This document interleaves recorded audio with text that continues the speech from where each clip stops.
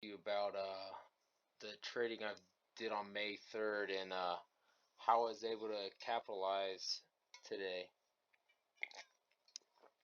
Okay, so my account's not that big. I use TastyWorks. I got about 5K in there, and that's what I'm currently working with in that account. I switched over from TD Ameritrade, just basically due to the fees, but I still use TD Ameritrade for their charting software. So let's get started. This spreadsheet right here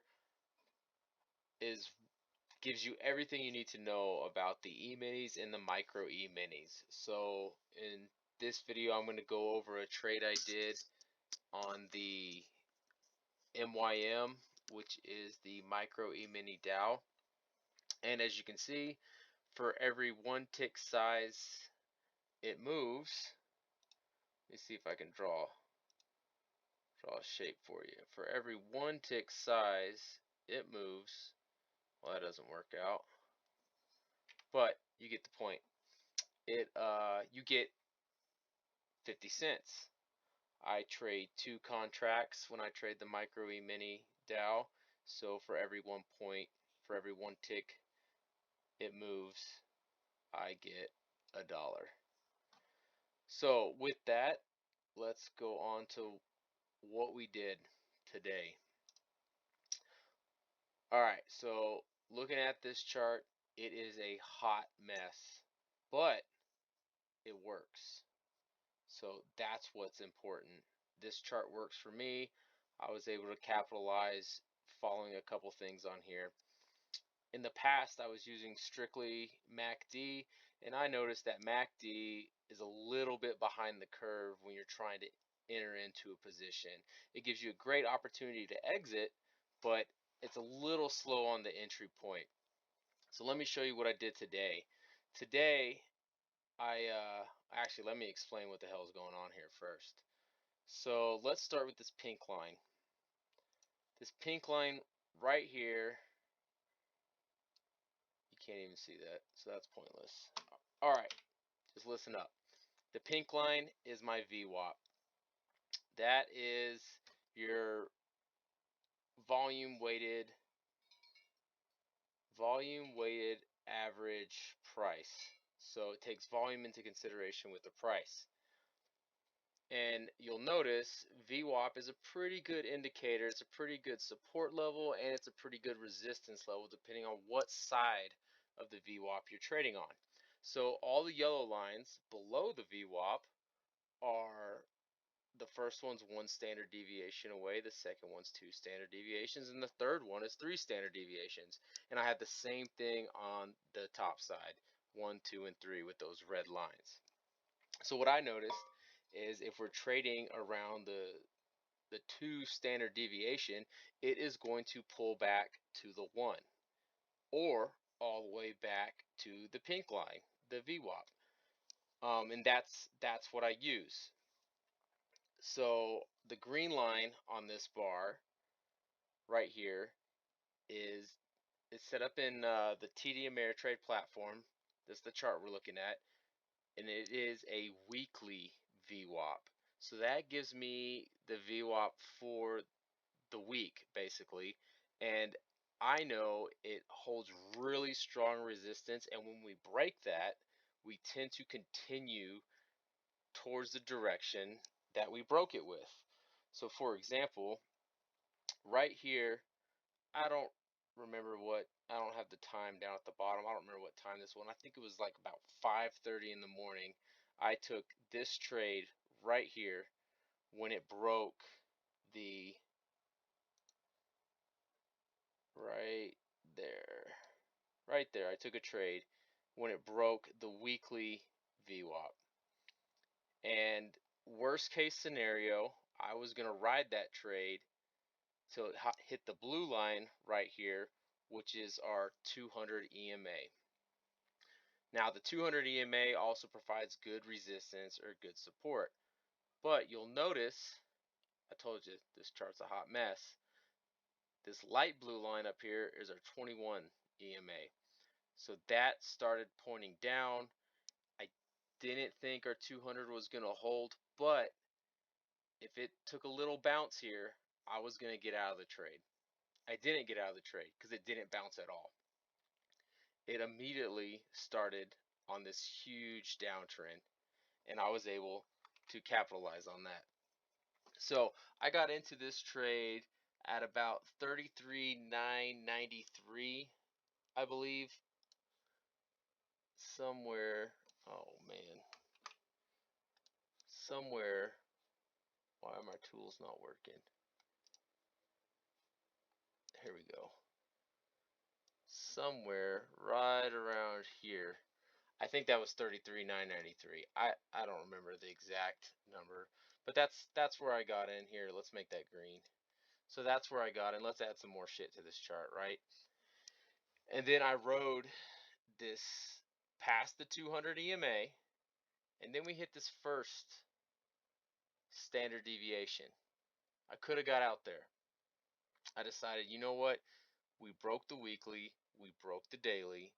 Let's see where this goes. And right off the bat in the morning, 5:30, 5:35 in the morning, it hit as far as it could go, right down here at the bottom, the third standard deviation, which, by the way, would be a great exit point right there. I didn't take it. I decided I think we've got more to go. I decided to risk it, but what I did do is I moved my stop to right here, right at the top of this pink line. I was ready or willing, if you will, to capitalize. Let me go ahead and highlight this line. We'll make this yellow or green or that's not a yellow. Let's go red. Right here is where I put my stop because we came down some more, and if we were gonna come up and kiss this VWAP right here, I would be okay with it's probably a 25-point move. I'm trading 2 contracts. That's $25. $25, $25 better than zero, right? So I was going to take that. But we stuck in the trade, and you see it came up. It hit the first standard deviation, bounced off of it, and it took this huge downturn right here.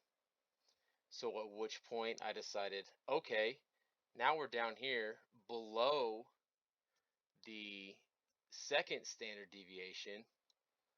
Let's go ahead and move my stop to the second standard deviation. So that's where I moved it. Right here, we kept kissing it. So I moved my stop right here. And ultimately, I decided with this giant green bar right here that we were losing momentum. We had this long candlestick touch down here, came back up, closed right here. Then we opened here. It came down a little bit and it started rising. I decided right here, I decided to get out of the trade. I can't tell you why. It was a feeling, and the fact that we finally crossed the second standard deviation right there. God, these circles suck. See if I can make them transparent. Oh no, I just added a shadow. That doesn't work. Alright. You guys get the point. Right here, we crossed the second standard deviation. That is why I got out. There we go. Now we can see it. Sorry guys, this is a program I don't use that often, but I got out the second standard deviation, and we moved approximately 122 points.